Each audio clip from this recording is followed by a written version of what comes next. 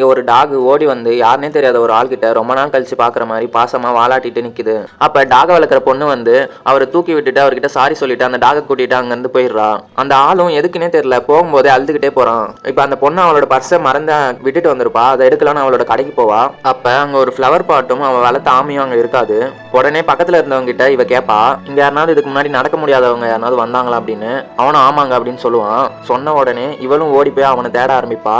இவ ஏன் அவனை தேடுறானா, அப்படியே ஒரு 6 மாசத்துக்கு முன்னாடி போனா, இப்ப நடக்க முடியாம கால் நோண்டிட்டு போனார்ல, அவர் தான் நம்ம கதையோட ஹீரோ பகல் ஃபுல்லா தண்ணி கேன் போட்டுட்டு நைட்ல அபார்ட்மெண்ட்ல பார்க்கிங்ல ஒர்க் பண்றதுக்காக ஜாயின் பண்ற ஃபர்ஸ்ட் டே அது.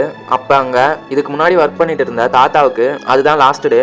அந்த தாத்தா அங்க ஒர்க் பண்ணிட்டு இருக்கும்போது கண்ணு தெரியாத ஒரு பொண்ணு டிவி பார்க்கறதுக்காக டெய்லியும் அங்க வருவா. அன்னைக்கு தான் நம்ம ஹீரோ அங்க ஃபர்ஸ்ட் டே ஜாயின் பண்றான் ஒர்க்குக்கு. அப்ப அந்த கண்ணு தெரியாத பொண்ணு எப்பவும் போல அங்க டிவி பார்க்கறதுக்காக வந்துடுறா.